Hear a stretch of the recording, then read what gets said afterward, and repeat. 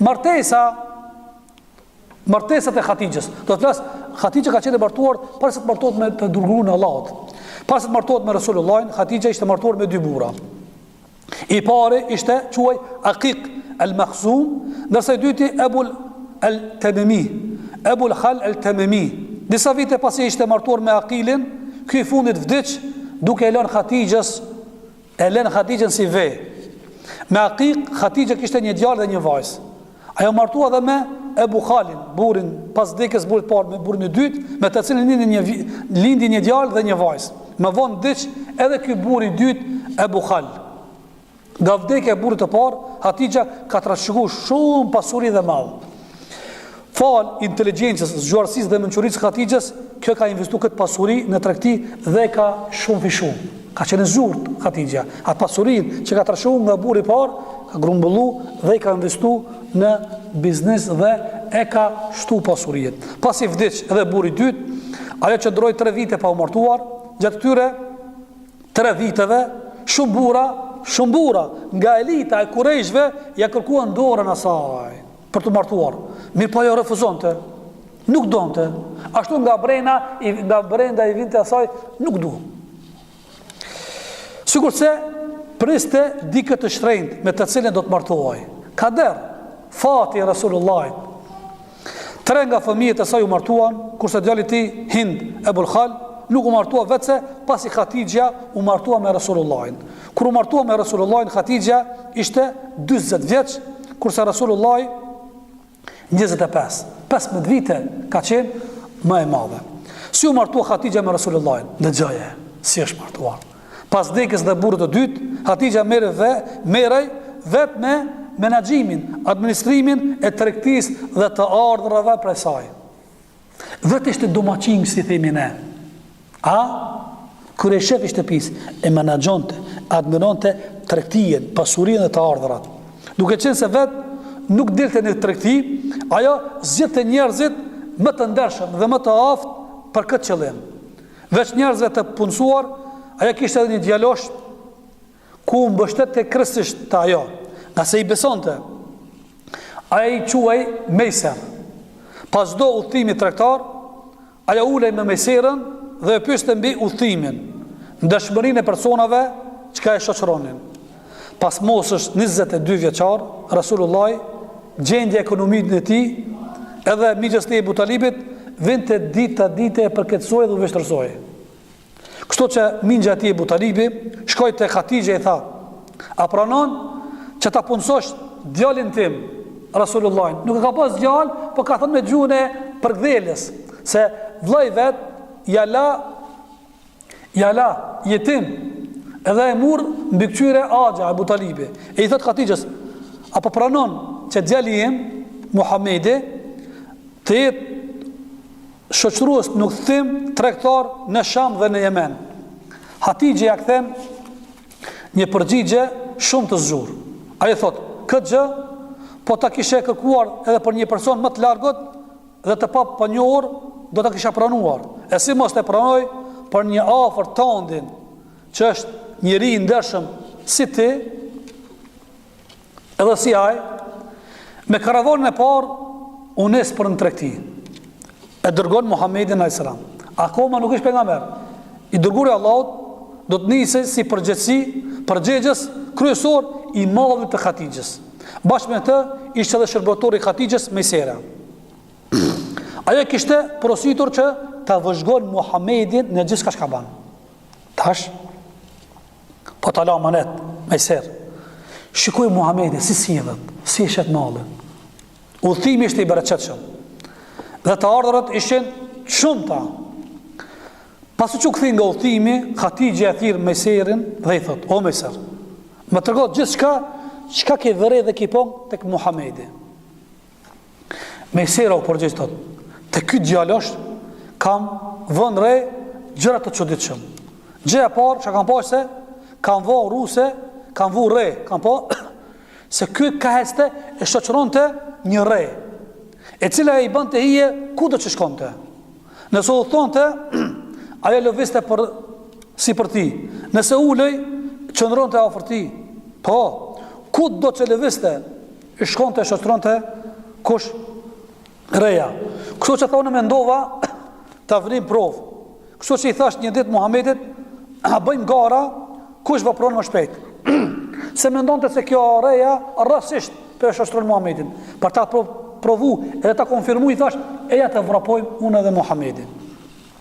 Unë e kalova Muhamedit dhe sa herë që e shija pas saj, e shifsha rejen mbi Muhamedin. Subhanallah. E shija ato. Edhe kur i nxehti arrin te kulmin dhe njerëzit u gjersishin gjatë shitblerës, reja qëndronte si për Muhamedin. Ati që pyti, po e dyta, cila është dyta gjë që ki pa edhe ki vërejt të çuditshëm tek Muhamedi, me sirë thot, e dyta është se edhe më çuditshme se e para.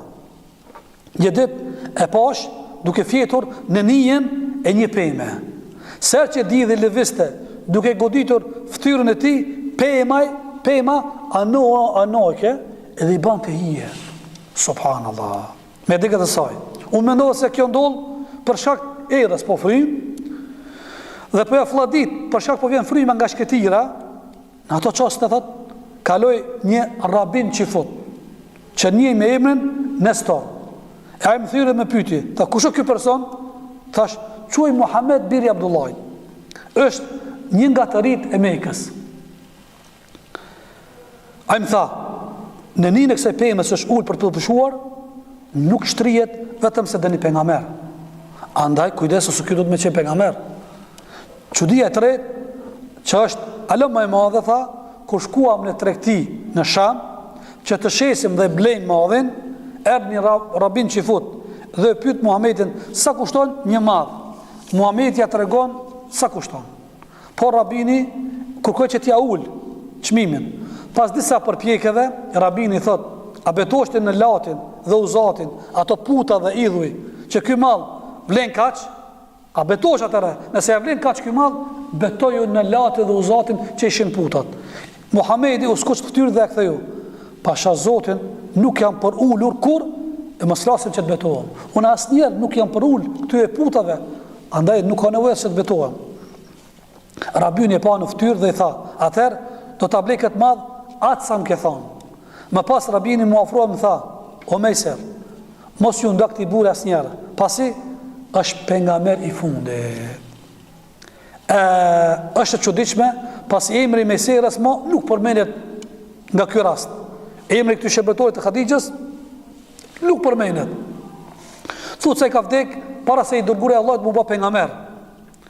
Sikur Allahu xhaleshanu e kishte prusi dëshmitar vetëm për me qenë provë dhe dëshmi i këtyre ngjarjeve që do të shoqëron Muhamedin para shpallës. Pastaj u kry. Këtë rol e ka paski në këtë dynja. Kur Hadixha i dëgjoi këtë fjalë me vëmendje, ju qelë ftyra dhe i shkëqeqin sytë. Ajo ditë se ishte koha për ardhen e pejgamberit fundit. Këtë informacion e kishte marrë nga kushirini i saj, djali i Haxhës, Waraka ibn Nufejli. Ai lexonte librat qiellor të mëparshëm ku kishte përmend se në ato libra paralajmëronte se do të vere pejgamberi i fundit. Dhe ja tregonte Hadixhës. Ai kishte treguar mbi cilësitë e këtij pejgamberi, vendin se ku ka me dal. Edhe Waraka ibn Nufejli në atë kohë ishte në moshë i shtyrt. Ishte i thinjur nga kimet dhe kishte humbur edhe shikimin. Hadixha i kishte ndodhur edhe diçka tjetër rreth arrës së pejgamberit fundit. Një herë ishte ndodhur me një darsëm, fest, bashkë me gra tjera të kurejshve. Gjatë festës, një çifut vjen dhe hyn mes grave dhe i detyrohet me fjalë. O kurejsh, ka ardhur koha e pejgamberit të fundit. Prandaj, kush prej jush e ka të mundë të martohet, le të martohet në një herë.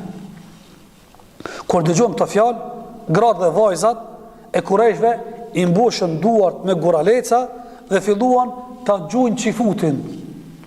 E vetme që nuk i gjujti me guralec dhe buzëqeshë nga këto fjalë ishte Hadixha. Subhanallah, i paraprin disa ndjenja. Të gjithë këto ndodhi e bën Hadixhën të tregoj interes për Rasulullahin, subhanallah. Ajo dëshironte të martoj me Rasulullahin, por parimit e saj e pengonin që këtë t'ja shprejnë dikujt. Kështë dëshit martot, po s'mu këtë direkt me shku mi thonë Muhamedit. Mirë po e shfrudzoj mitësin që kishte me një gruje, e cila quaj Nefise. Një dit shkon dhe bisedon me këtë Nefisen dhe e qon halin. Dhe sa Nefise e pitot, të shoh se dishka i shqetsum, je duke menduar, qëfar halli ki, oje Hatidje? Hatidje thot, halli e ma shkot baj me Muhamedin, binin e Abdullahit. Nuk kam pa burë tjetër se kursaj. Është i menqur, zemër gjërë, është i fisshëm, ka asojit, fjalë drejt, është i besueshëm. Mbi gjithë këto, do ta ketë një tardhme të lavdishëm. Unë e ndjej thethët në zemër, sa ai do tjetë pejgamberi i fundit. Shohim që personi i parë që ndjehu se Muhamedi alayhis salam do të jetë pejgamberi i fundit, ishte Hatidja, një gruaja. Ajo ndjente, ti o motër, ajo më pran Allahut saburi. Kjo për shkak se zemra jote është më e pasur me ndjenja dhe emocione se burri. Ajo që pritet prej te është që të hedhësh hapin e parë drejt Allahut madhruar. Kur një gruaja është e lidhur me Zotin, është më e mirë dhe më e dobishëm se 100 burra. Por kur një gruaja është larg Zotit, është më kollaj ta lëvizësh një mal se ta bindish një gruaje të tillë. Subhanallah. Duke kuptuar ndjenjat e Hatidjes, karshi Muhamedit, Nefise i tha, dëgjoj, uroj që të jetë bashkëshorti yt, burri jot i ardhshëm. A më lejon që ta rregulloj unë këtë çështje? A më lejon që të bëna mësit edhe ta lipi dorën tek Muhamedi? Hatidja kthei tha, mirë, o Nefise. I dha leje. Le ta komentojmë pak këtë ndolli. E para, Hatidja kur kërkoi dikë për të martuar, kërkoi një person që i plotson këto kriteret dhe morale. Çka tha? I mençëm, zemër gjan, i butë, i drejtë, i besueshëm, pas edhe të ardhmë të mirë. Qëre, ajo nuk kërkoi një burr muskule, me pas pamje të mirë profilin, me flokë të lyrë, me gell, me sy të bojqilit ma veta, siç është rëndom sot tek gojat e vajzave tona. E dyta është se Hatidja ndjeu diçka për Muhamedit alayhis salam. Anë mbrëmshëm. Ajo që dua ta theksoj në këtë rast se duhesh se të duhesh dikë nuk është turp. Kështu që e ndjeti se e do Muhamedit. E tash me ndjej që e do dikën nuk është turp. E rëndësishme është si ta tratosh këtë ndjenjë, si ta kontrollosh në kufit dhe kornizat e lejume, apo do heqesh frerin edhe s'kemë pyet halal haram. Shkon vetë e thim në telefon, e takosh. Me desh dikën nuk ka të keqe fare. Mirë po këtë ndjenjë dhe dashuri duhet ta menaxhosh konform kornizave dhe hapësirave të shariatit. Sot ka shumë të rinj dhe të reja të cilët në emër të dashurisë abuzojnë dhe i te kalojnë kufit. Problemi nuk është tek ndjenja e dashurisë, por është tek mënyra se si shprehim ata. Hatidja ndjeu diçka në zemër kundrejt Resulullahit, por kjo ndjenjë e ruajtur, e pastër dhe nuk u abuzua me të. Nga kjo ndjenjë dashurie lindi një martesë e suksesshëm, e dëlir, e pastër, u martua me fjalë drejtën dhe të besueshmin. Një lidhje e tillë martesore pa dyshim do të funksionojë më së miri. Kjo pasja është bazuar me kritere dhe kushte të shëndosha, dhe jo në bazë të ngjyrës së flokëve, syve, linjeve e ku e di çka tjetër. Pasi kuptoi ndjenjat e Hatidjes karshi Resulullahit, Nefisja e takoi një ditë dhe pyeti: "O Muhammed, pse nuk martohesh?" I dërguari Allah i tha: "Nuk i përballoj dot shpenzimet e martesës. Ka dëshirë mirë, po jam i dopt ekonomikisht." Nefisja pyet thot: "Po nëse të garantoj kjo, nëse të garantohet kjo dhe gjen një grua të bukur, të ndershme dhe të fisshme dhe të moroshme, a do ta kishe pranuar?" Thot: "E ku shenka ajo?" Thot: "Hatidja, vajza e Huvelidit." I dërguar Allah i pyeti: "A pranon ajo?" Duke ditë se ajo ka pasuri, është me nder, është me fes, është me saj, është me nam të madh. Nefisja tha: "Ta pyes një herë." Me një Nefise shkoi tek Hatidja dhe përgëzoi për përgjigjen e Muhamedit.